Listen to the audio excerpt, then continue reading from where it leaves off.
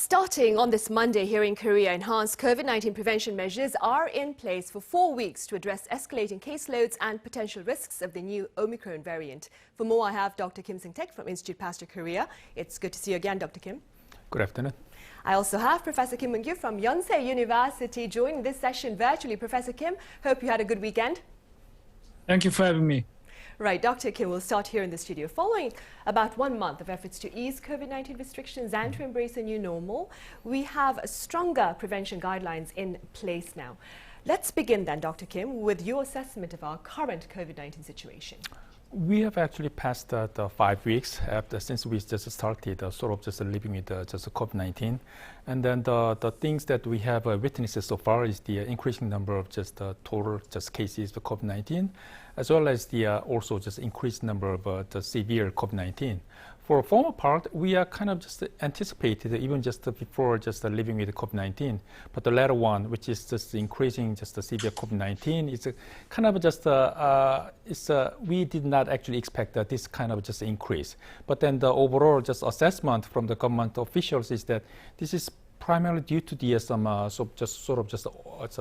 the breakthrough infection, especially in the nursing homes and the nursing hospitals. And this is quite understandable because the people at those kind of the facilities actually originally they are very vulnerable to any kind of impact from any infection and whatsoever. And then also they have a very weak immunity. And then they were actually there's some priority groups to get vaccinated. So their immunity is actually gradually wanes, so that they are basically very vulnerable, even any any outside impact. So that's kind of the thing that has happened. And then another the unpredictable the factor now we are facing is the famous Omicron variant. So we do not know for sure how contagious and how pathogenic this variant virus is. Maybe it may end up with very trivial things. But the thing is that this is not unknown. This is not some known things at the moment. So we will see how much impact this variant will actually affect our the healthcare system and the general the trend of COVID-19 infections. Right. And Professor Kim, among the new measures in place to deal with the uncertainties that Dr. Kim has just spoken about, there are caps on social gatherings and we have broader requirement of vaccine passes. When now may we start to witness the impact of these enhanced measures, Professor Kim, and will Korea be able to return to its efforts to embrace a new normal, do you think, after 4 weeks of tougher restrictions? It is a little bit difficult to say it is tough in my point of view. I welcome the new rules, but we might need many more weeks to return to routine life, normal life.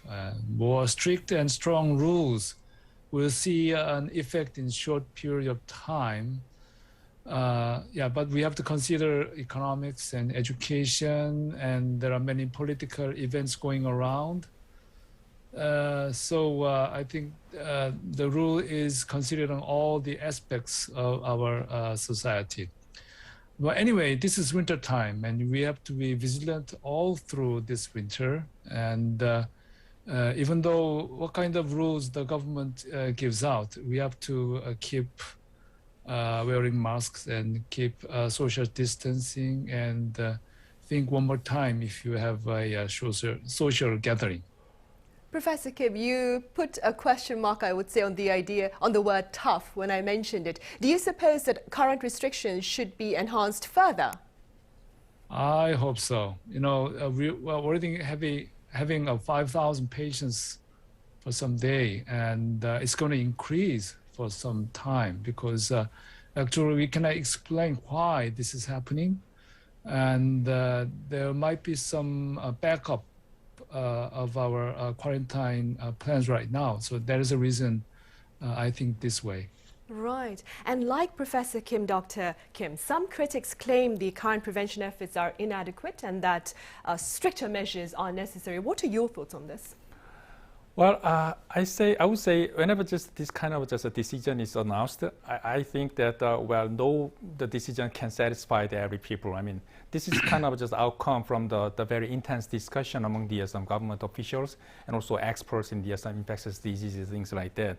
And I think overall, I think the government will just pursue the current just the direction, which means that just living with COVID-19. This is kind of inevitable because now we have over just now close to 80% of the vaccination rate, and then this is the kind of just a long-term just projection is living with COVID-19. But depending on the some very just evolving just situation, you can change just as a very short-term period, like just a little bit just a backdrop in the like some public quarantine measures, things like that. And then there are some certain just some factors that might just affect this kind of just our just sort of just how can just deal with this kind of evolving situation. It's the first one is the Omicron variant, and then also some booster shot, the vaccination rate, and also some potential just maybe just availability of some oral drugs. So that might just affect the very short-term course, but in the long-term course, we will just follow the living with COVID-19. Right. Professor Kim, as a pediatrician yourself, how do you respond to vaccine pass requirements for those aged 12 to 17 starting next February? First of all, I would like to comment about the effectiveness of these vaccines right now. There was a report from USA that the mortality rate decreased 11 times thanks to the vaccine, and the hospitalization was 6 times decreased thanks to the vaccination. And actually, they prevent actual infection about 60% by Pfizer, and they say it's going to be about 45% by AstraZeneca vaccination. And it might also prevent some transmissions also. And this Delta variant, which is prevalent in Korea right now, they might have a similar viral load, even they got vaccinated compared to original Wuhan strain, but the vaccine might shorten the time of transmission. So that's the reason we got vaccination. It has more benefit than harm. And now let's talk about the age group from 12 to 17. Still, there are more benefits compared to harm in this group. So I strongly recommend 2 doses of RNA vaccination for children with diabetes, obesity, congenital heart disease, and patients with epilepsy. And I understand parents are so concerned about the safety. And as I work in the emergency department, I see a lot of patients and parents coming to emergency room. They visit because they got symptoms after a vaccination, but thankfully, most of them are non-specific. Sometimes we see some patients with myocarditis, chest pain. They might have to admit to hospital, but they resolve after some period of time. So I recommend the vaccination for this group, at least 1 dose if the children is healthy without any comorbidity. Vaccine pass. The purpose of this vaccine pass should be encouraging the vaccination, not to restrict the freedom or free activities. So the government has to figure out how to make this vaccine pass work efficiently.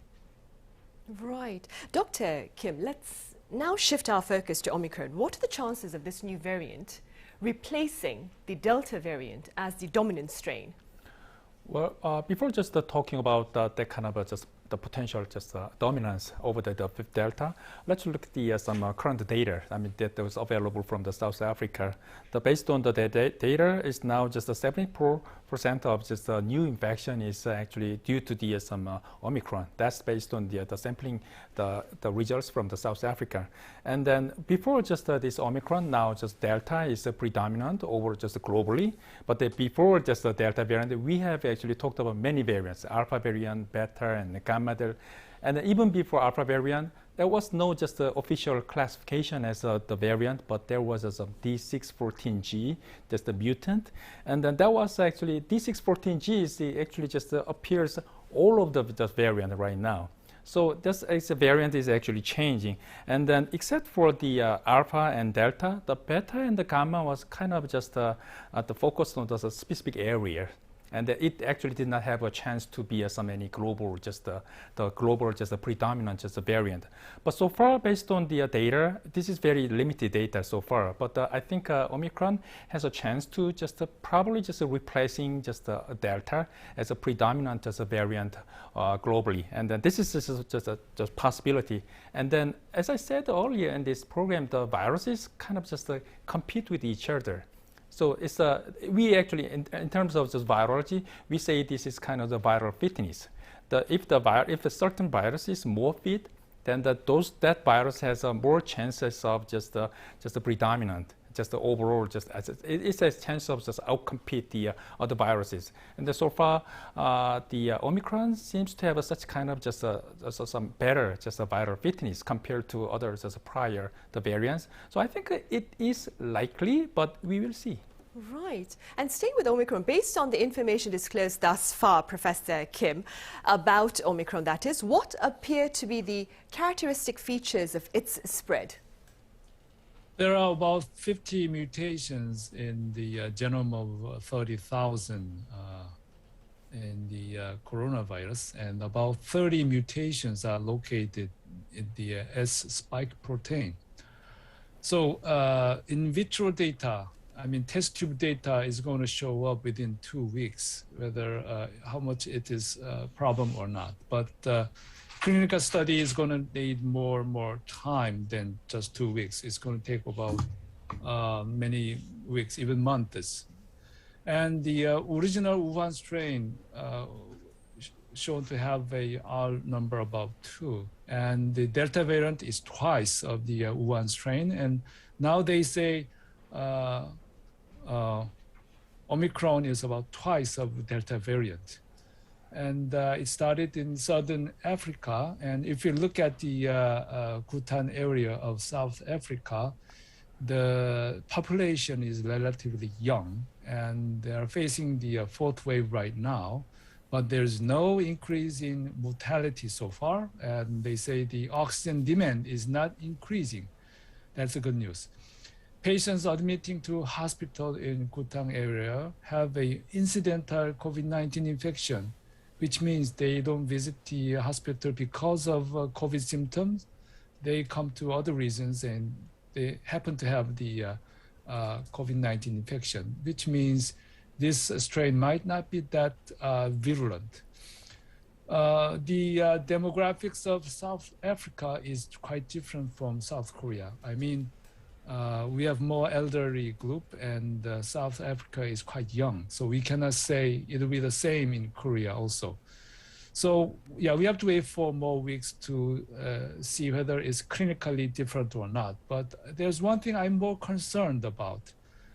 In Korea, our ICU beds and the intensive care personnel are quite overloaded. So we have to control the severe cases lower to prevent any overwhelming of the intensive care units, which might result in high mortality. So yeah, we have to think about the Omicron, but there's one more thing important than that right now. Right. And back with Omicron, Dr. Kim, some pundits have been saying that Omicron may signal the end of the pandemic. Could you explain this rather optimistic outlook for us? Well, first of all, just in addition to the Professor Kim's the talk, I want to just say there are some more than the 30s of just mutations found in the spike protein in this Omicron the variant.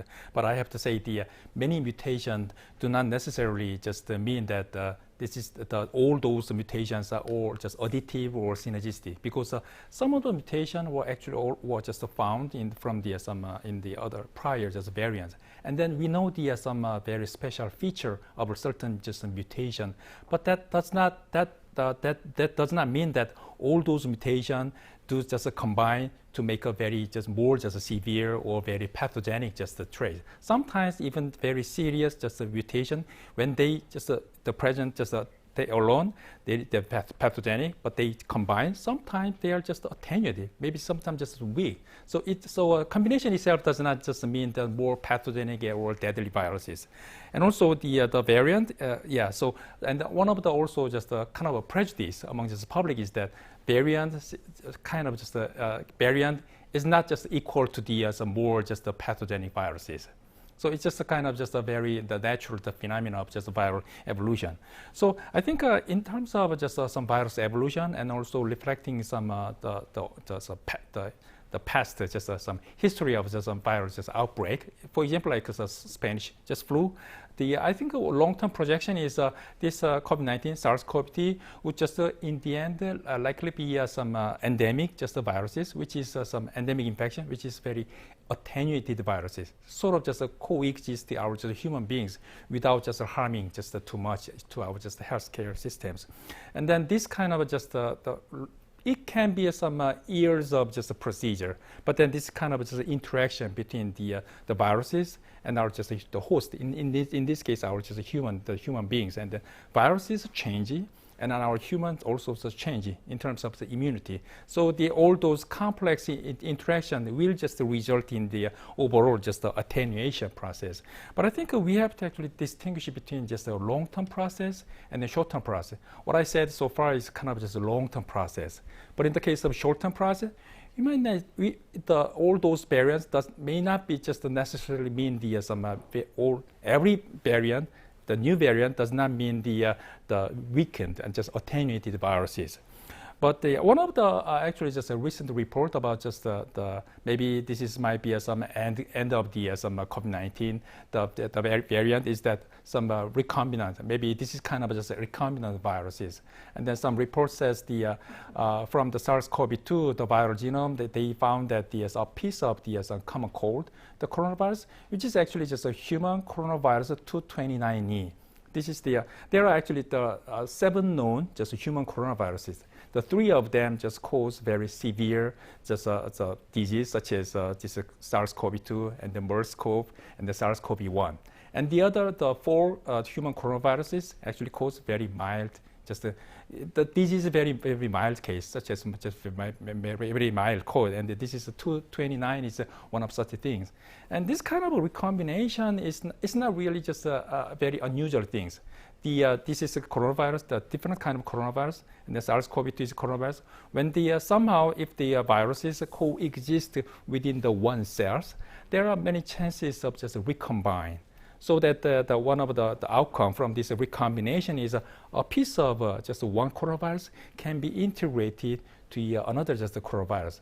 And actually there are many just coronavirus, unknown coronavirus in the bat. So there are many just scientists also just doubt that even this SARS-CoV-2 is probably maybe just outcome of a recombination within the bat. This is animal reservoir, so for many numerous just coronaviruses. Right, I see. And so, Professor Kim, then, under the given circumstances, do you believe our current vaccines remain our best defense against Omicron? Our situation is fighting against Delta variant right now. Omicron will be the next. So the vaccine effectiveness is approved to decrease case fatality rates, hospitalization, and shortens the transmission period for Delta variant. Breakthrough infection is rare, but possible in Delta variant infection. And if a fully vaccinated person gets infected with Omicron variant, this is not a new phenomenon. Some might think that they're going to wait for a new vaccine effective for Omicron, but this is not wise. It's going to take a long time to have new vaccine for Omicron, and it's going to take time to get into Korea. We might miss the opportunity to control this 4th wave. Most of the current vaccines are somehow effective against Delta variant, and I hope for Omicron also. So if you are facing the time to get the third shot or booster shot, I hope that everybody should get it. Right, so in the time being, we can rely on our current vaccines then. Correct. And moving beyond vaccines, Dr. Kim, what are your thoughts on the efficacy of our current treatment options against Omicron? For the current treatment option, first of all, I have to say the monoclonal antibody, because whenever this kind of the variant just appear, the most concerning just the part is that whether our just the current vaccine and our therapeutics are still just effective against those variants. And then one of the most vulnerable therapeutics that we have right now against the variant is the monoclonal antibodies. And the monoclonal antibodies were actually developed to just block the interaction between viral spike protein and the host receptor protein. So in principle, these monoclonal antibodies could be very vulnerable to some kind of just mutations on the spike protein. So that they're just neutralizing efficacy, maybe just a drug, but depending on the developers, what I heard is that maybe just Eli Lilly antibody is more severely affected by probably this variant, and then probably followed by the Regeneron monoclonal antibody, and then probably less likely affected by in the case of the biotechnology and the GSK. And then the drugs that we actually using right now is the dexamethasone. This is the drug we use for severe COVID-19. And this dexamethasone, also other some steroid drugs, actually are not affected by this mutation. The drugs actually just acting by just reducing excessive immune responses in our body. So the drug that we are using for severe COVID-19 would not be just affected by this variant. And in additionally, we are actually talking about some oral drugs now probably about to be approved by the FDA for some Merck drug and then Pfizer drugs. The mechanism of these drugs is quite distinct. It's separate from the mutations at the spike protein. And then we will see some experimental results, but my expectation is that this Merck drug and the Pfizer drug would not be affected by many dozens of mutations found in Omicron variant. And hopefully you're right. We'll keep our fingers crossed. Yeah. All right, Dr. Kim, as always, thank you very much for your words. Professor Kim, thank you very much for your time and your thoughts today. Thank you.